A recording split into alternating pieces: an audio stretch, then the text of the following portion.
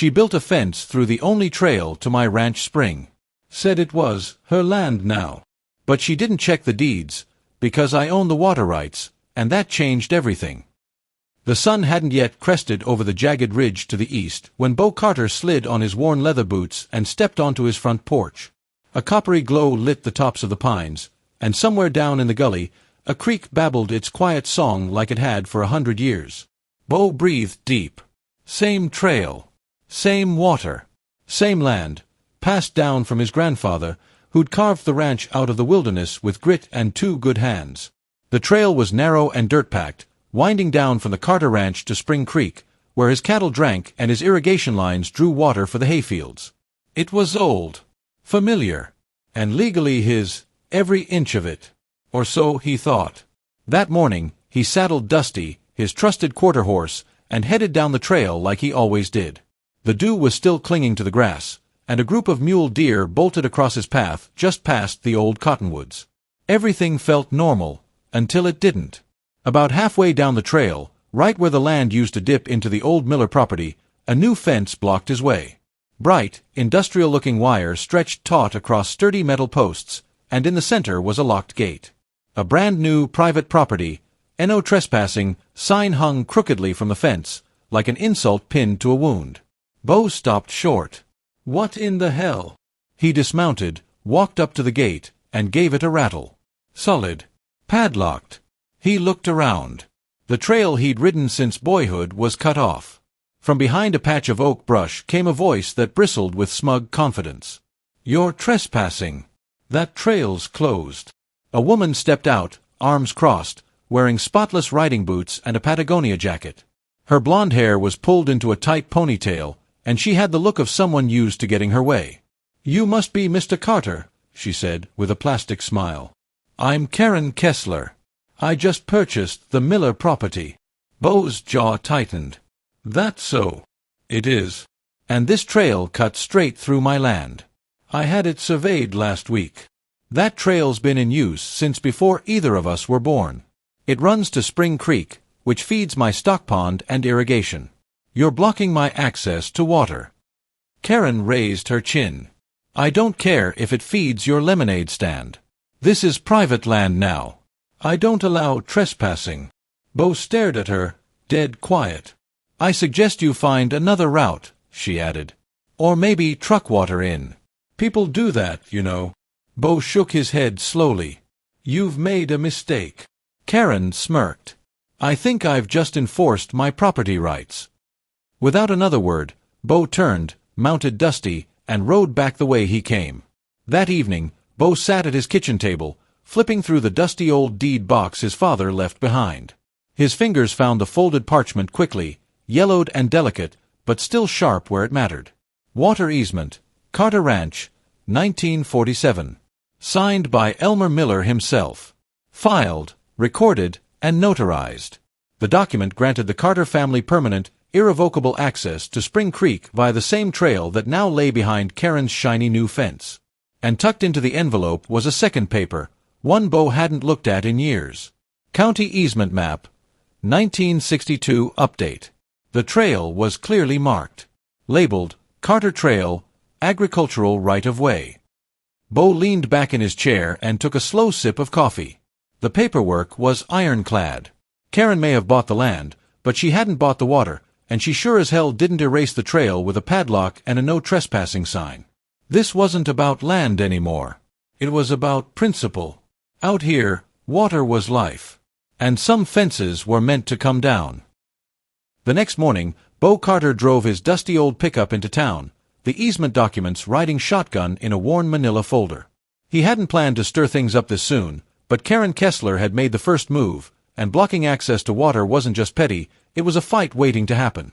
He parked outside the Granite County Records office, tipped his hat to the clerk, and walked straight to the front desk. "Morning, Carleen," Beau said. The elderly clerk blinked up at him over her glasses. "Mornin', Beau. You look like a man on a mission." He laid the folder down gently. "Need to pull all records tied to this water easement. The new neighbor thinks her fence overrides history." Carleen chuckled, already flipping through her logbook. "Let me guess. That new woman with the Range Rover and the yoga mat. That's the one. Half the town's been talking about her. Said she tried to shut down Roy Allen's hunting trail too. Beau's brow furrowed. Did she now? She's only been here a month and already making waves. Carleen handed Beau a certified copy of the easement deed and the map overlays from 1962. Everything was still on file. Still legal. Still binding. Back at the ranch, Beau paced near the porch, documents in hand, trying to decide his next move. He wasn't one for conflict, but something about the way Karen had smiled, like he was a relic she could dismiss, made his blood simmer. That afternoon, he took a slow ride along the fence line, staying firmly on his side. Karen's fence had gone up fast, metal posts, barbed top line, and cameras mounted on poles. Clearly, she was preparing for something more than just privacy.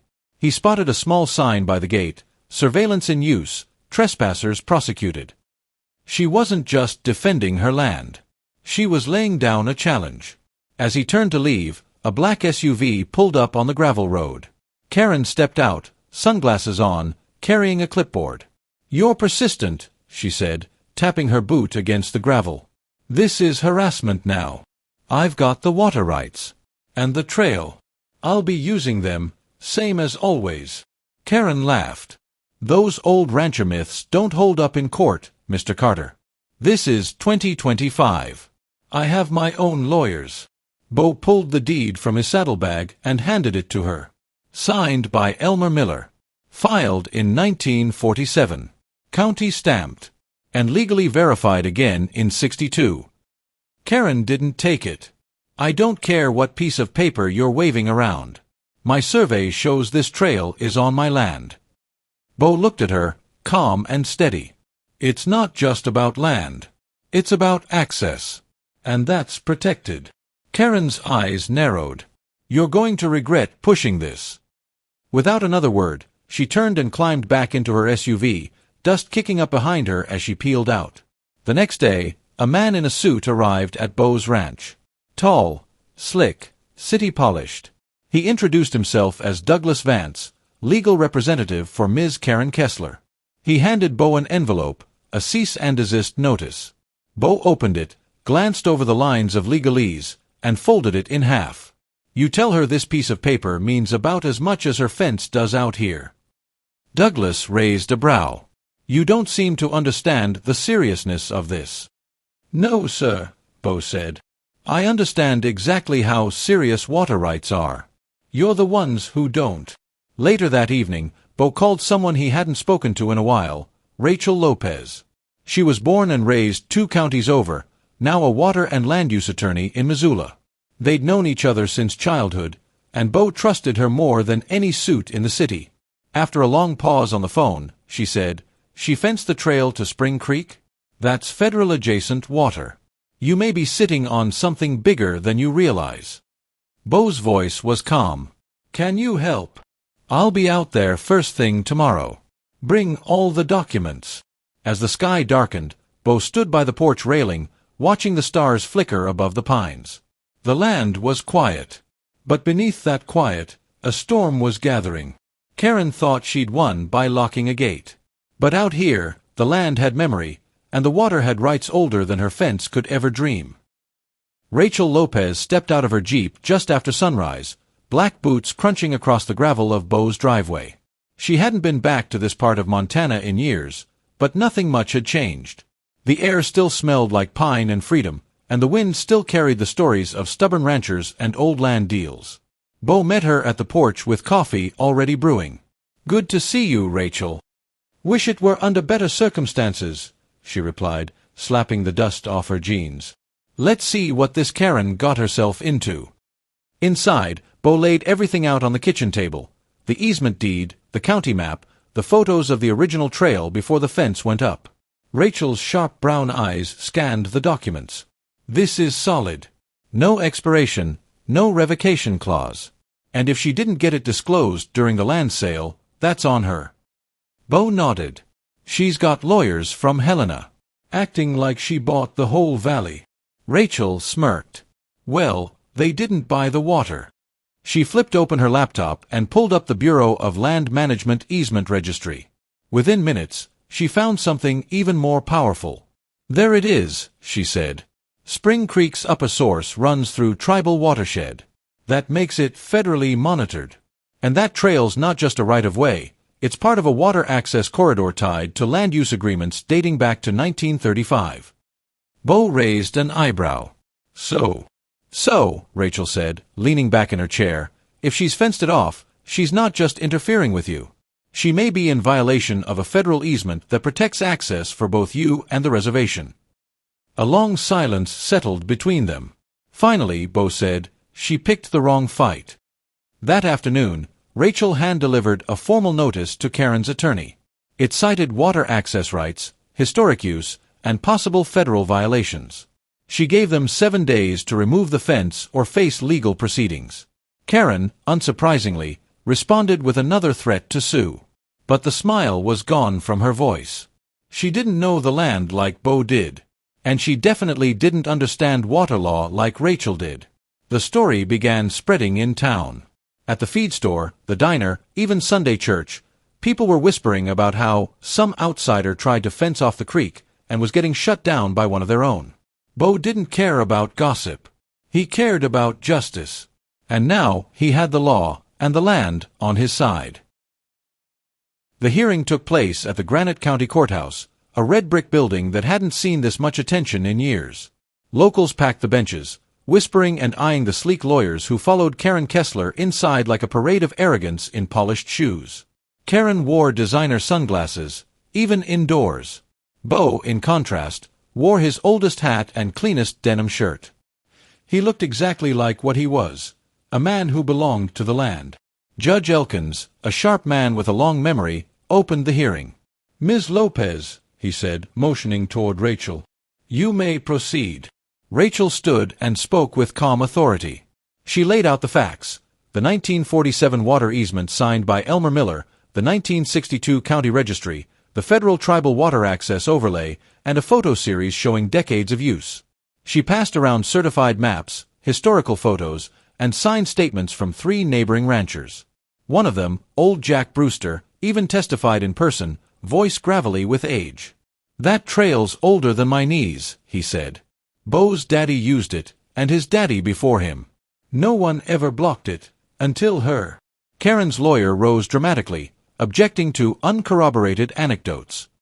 But Rachel had one final card. She brought out a printed email from a Bureau of Land Management officer confirming the protected water corridor. "The fence not only violates Mr. Carter's easement," Rachel said, "it may also interfere with federally protected tribal water rights." Judge Elkins leaned forward. "And Ms. Kessler, did your surveyor account for this federal overlay?" Karen blinked. My real estate agent never mentioned it." Rachel smiled slightly. "That's because you didn't ask the right questions." The judge called for a recess. Outside, Karen fumed while reporters from the local station asked her about the possible federal infraction. Meanwhile, Beau sat quietly on a courthouse bench, sipping coffee from a styrofoam cup. He didn't say much, but the townsfolk stopped to shake his hand. A few nodded. Some just smiled. He'd never been loud, but today, the whole valley had heard him. Back inside, the judge issued a preliminary ruling. Karen's fence was in clear violation of Beau's water easement and would need to be removed within 10 days pending further federal review. Karen's empire, built on land she didn't understand, had begun to crack. Karen didn't take the ruling lightly. Within a day, she filed an emergency appeal, claiming irreparable harm to her property and accusing Beau of harassment. Her lawyers added more legal threats, more jargon, and more noise. But noise couldn't stop the truth from flowing. Rachel countered with a federal motion of her own, backed by affidavits from tribal representatives. One of them, Elder Joseph Talltree, provided powerful testimony in writing. Spring Creek wasn't just water. It was a sacred source tied to generational land stewardship. And any obstruction, intentional or not, breached federal tribal access guidelines. The Bureau of Indian Affairs responded within 48 hours. A compliance officer named Martin Haskins arrived at Karen's ranch unannounced, armed with maps, a clipboard, and authority Karen hadn't prepared for. He walked the length of the fence, took photos, and verified the creek's source connection to the protected watershed. His decision was swift. This fence violates not only Carter's easement, Haskins said, but it interferes with federally protected access to tribal water. It must be removed immediately. Karen's face flushed. But I own this land. Haskins didn't flinch. You own the land, ma'am. Not the water. And definitely not the rights of those who've used this trail long before you ever arrived. 2 days later, under court order and federal oversight, a work crew dismantled the fence. The no trespassing signs came down first, followed by the posts, one by one. Beau stood at the top of the trail with Dusty, watching as sunlight spilled across the reopened path. Spring Creek shimmered in the distance like a ribbon of justice cutting through the trees. Karen stayed indoors. Her Range Rover sat in the driveway, unmoved. That night, Rachel and Beau shared a quiet meal on the porch. The town was already buzzing. Karen's legal team had left town, and word was, her property was quietly being listed for sale. She thought she could buy the land, Rachel said, sipping coffee, but she never learned to respect it. Beau nodded. She never understood that water remembers. And so do people. He looked out across the valley, his valley, where the creek still flowed free, and the trail stood open once more. A week after the fence came down, the town gathered at Beau Carter's ranch for a community potluck. Smokers filled the air with the scent of brisket and hickory, and kids chased each other through the open pasture as the sun dipped low behind the hills. It wasn't just a celebration of a legal victory, it was a reclaiming of tradition, of land, water, and the quiet dignity that had shaped the valley for generations. Beau wasn't one for speeches, but when Sheriff Darnell clinked a spoon against a mason jar, the crowd quieted. Beau stood by the porch steps, hat in hand. I didn't ask for a fight, he said. But I reckon when someone tries to cut off what feeds your land, what feeds your people, you don't just stand by. You stand up. The crowd murmured in agreement. This trail doesn't just belong to me. It belongs to everyone who walked it before us, and those who'll walk it after. A round of applause broke out, not loud, but real, the kind of applause that means something in a town where talk is cheap, but respect is earned. Karen Kessler had packed up and left 3 days earlier. Word was she sold the property at a loss to a local conservation trust. Her SUV hadn't been seen since. Rachel sat beside Beau, sipping sweet tea and smiling at the crowd. You know, she said, you could have just filed the paperwork and waited it out. Beau chuckled. Not my style. No, she said, bumping his arm gently. It's not. Later that evening, Beau saddled up Dusty and rode down the newly reopened trail. The gate was gone. The path was soft underhoof, familiar. Spring Creek glistened ahead, catching the moonlight like silver. He dismounted by the water's edge, knelt, and dipped his hand into the cold stream. Still flowing. Still pure. He reached into his coat and pulled out a small wooden sign, hand-carved. He planted it into the earth by the trail's entrance. The letters read, Carter Trail, EST 1947, Public Water Access. He stepped back, satisfied. The wind rustled the leaves like an old friend whispering, It's yours again. You believe in justice, legacy, and standing your ground, like subscribe, and share the story with someone who knows how to respect the land. Movie Camera new powerful stories weekly. Turn on notifications so you don't miss the next ranch reckoning. Writing hand, comment below. Have you ever had a neighbor cross the line?